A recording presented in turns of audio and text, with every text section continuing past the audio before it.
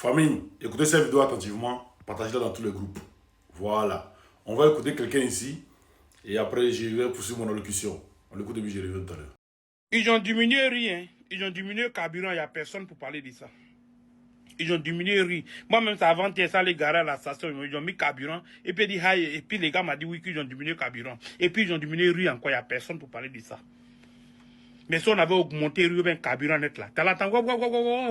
Mais ils ont diminué, personne ne parle de ça. Ça, c'est une mauvaise manière de faire la politique, au fait. Ça montre que vous n'êtes pas vrai. Ça montre que vous êtes méchant. Ça montre que vous êtes trop un côté. Ça montre que vous ne faites pas la politique pour l'intérêt de la Côte d'Ivoire, mais vous faites la politique pour vos intérêts personnels. Quelqu'un a diminué riz, ils ont diminué le carburant, tout ça là.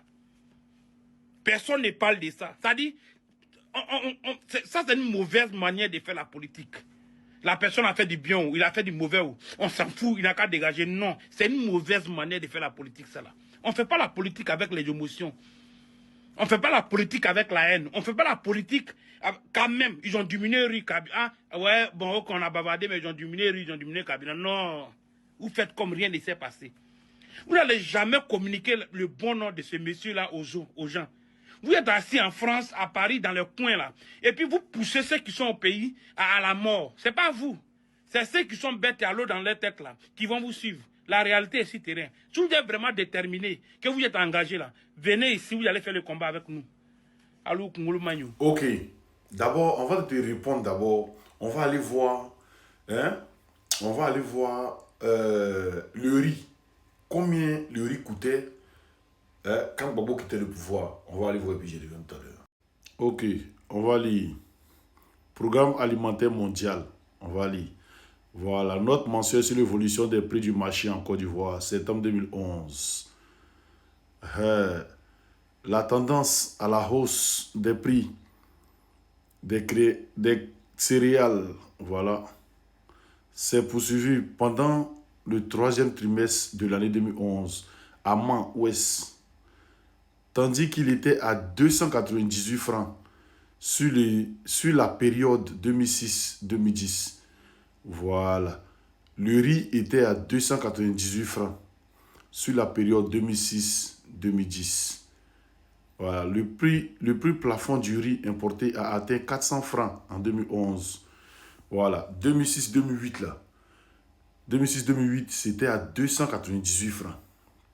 2006-2010, excusez-moi, c'était à 298 francs. C'est moi le président de Gbagbo était au pays, au pouvoir. En 2011, quand Ouattara est venu au pouvoir net, ça arrivait à 400 francs. Voilà. Comme tu veux qu'on les félicite là. On va aller encore dans les détails. Voilà, ici le président Laurent Gbagbo. Le Monde. On dit Côte d'Ivoire, prix de l'essence et train de vie de l'État réduit. Voilà. Côte d'Ivoire, prix de l'essence et train de vie de l'État réduit. Après la grève des transporteurs, le gouvernement a accepté dimanche de baisser les prix des carburants, dont il avait annoncé une forte augmentation il y a 2 semaines. Voilà, publié le 21 juillet 2008 à 9h37. Voilà. Le gouvernement est en partie revenu sur l'augmentation des prix du pétrole lampant, du gaz domestique et des carburants dimanche 20 juillet, écoutant le cri de détresse de la population. Voilà. Le Premier ministre Guillaume Soro a aussi annoncé une réduction du train de vie de l'État, notamment par la baisse de moitié du salaire de base de tous les membres du gouvernement. Voilà, ça c'est quand on dit un gouvernement, quand le peuple parle, il écoute. Mais tu dis, Ouattara a baissé le prix. Mais on n'est pas on est en mi-élection, c'est-à-dire 6 mois avant les élections, quelqu'un vient baisser les prix. Tu dis, non, quand il dit merci. Il a baissé quel prix? Il a trouvé le prix à combien et puis il a baissé quel prix? C'est-à-dire, tu viens trouver quelque chose à 500 francs, tu augmentes à 1500 et puis tu ramènes ça à 1200. On va venir dire merci. C'est-à-dire, vous réfléchissez comment? Bitongo, toi-même, il regrette d'avoir fait vidéo pour te soutenir quand tu étais en prison. Parce que tu es de mèche avec eux, au fait. Ils pensent que c'est un buzz que vous avez essayé d'arranger. Mais ça a mal tourné. Voilà. Et puis tu dis non, on n'a qu'à venir au pays. En parler, au lieu de rester en Bengue pour parler. Ah, d'accord. C'est donc en Bengue et puis on parle. Mais les talibans, les Bob les talonniers, Ladi Shérif, ils sont en Bengue. Il faut les débattre au pays. C'est eux qui parlent d'émergence, non? Et puis, dis-moi, quand Les shérifs sont faisant rébellion. Ouattara, il était où ses enfants?